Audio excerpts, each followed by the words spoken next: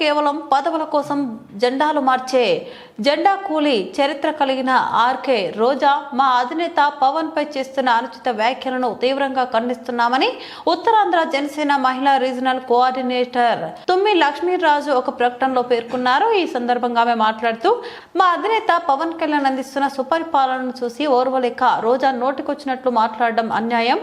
రాజకీయ లబ్ధి కోసం పార్టీలు మారే సంస్కృతి నీది.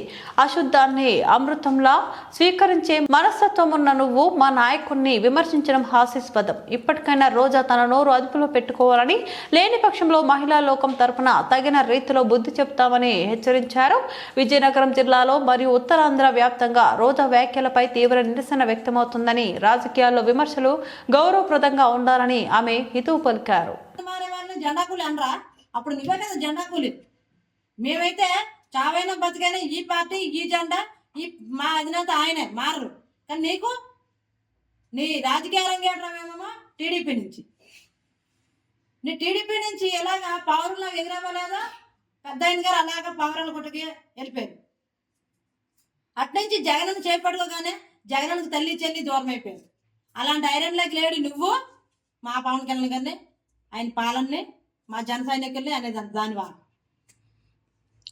ఈరోజు మన్యం మొత్తం తిరిగిన ఏకైక నాయకుడు ఎవరైనా ఉన్నారు అని అంటే స్వతంత్రం వచ్చిన తర్వాత అది కేవలం పవన్ కళ్యాణ్ గారు మాత్రమే, ఇంకొక నాయకుడు లేడు.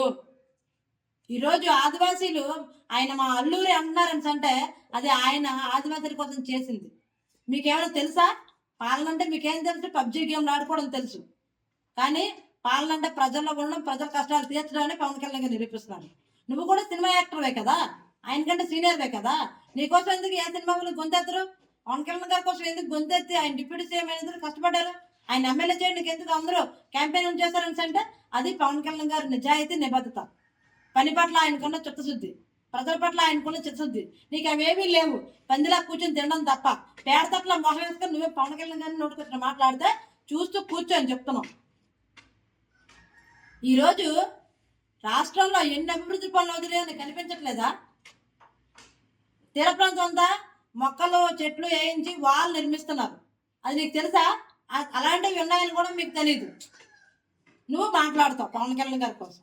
ఈరోజు మన్య ప్రాంతంలో రోడ్లు పడుతున్నాయంటే అది కేవలం పవన్ కళ్యాణ్ గారు చలవ. అది నీకు తెలియదు. ఎందుకంటే మీకు ఎంతసేపు అధికారులు ఎలాగ పెంచుకోవాలని అంటే మీకు డ్రైవర్ లాగా, పిఎల్ లాగా అధికారులు ఐఏఎస్లో ఉపయోగించుకుంటారు. మీకేం తెలుసు? పాలన కోసం, పదవుల కోసం. మీకు కుర్చీ అంటే అలంకారం అనుకుంటారు. కుర్చీ అంటే బాధ్యత అనుకునే వారు కేవలం పవన్ కళ్యాణ్ గారు మాత్రమే.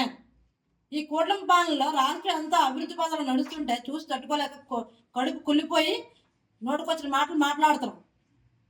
నోరు అదుపులో పెట్టుకోలేదు అనుకో, మా వీరమైన సత్తా చూడాల్సి వస్తుంది.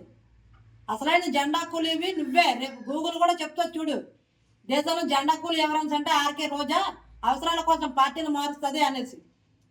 నువ్వు ఇంకోసారి పవన్ కళ్యాణ్ గారి కోసం కానీ, వీరమేళల కోసం కానీ, మా అన్నదమ్ములైన జనసైనికుల కోసం కూడా మాట్లాడితే బాగోదు. ఎందుకంటే మాకు మా వీరమేళలకు కానీ, మా జనసైనికులకు కానీ మా పవన్ కళ్యాణ్ గారు ఒకటే చెప్తారు, ఒకటే నేర్పిస్తారు. మనకి దేశం అంటే ప్రేమ ఉండాలి, దేశం మీద బాధ్యత ఉండాలని. మాకు ఆదర్శంగా ఎవరు చూపిస్తారంటే ఆంధ్రుడు అన్నపూర్ణి ఒక్క సిద్ధం గారిని చూపిస్తారు. పోరాటాలకి పటిమైన మణికర్ణిక ఝాన్సీ లక్ష్మీబాయి గారిని చూపిస్తారు. సరోజిని నాయుడు గారిని చూపిస్తారు. ఆజాద్ గారిని చూపిస్తారు. భగత్ సింగ్ గారిని చూపిస్తారు.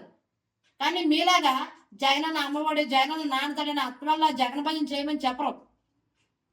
మీరు నాయకుడికి భజన చేయడం కాదు, దేశం మీద ప్రేమ పెంచుకుని చెప్పే గొప్ప నాయకుడిని నోటుకొచ్చినట్టు మాట్లాడితే భగవంతుడు కర్మ ఎలాగో వదిలిపెట్టవు. మా జోలికి వస్తే మేము అంతకంటే వదిలిపెట్టమని చెప్తున్నాం. జై జనసేన, జై హింద్.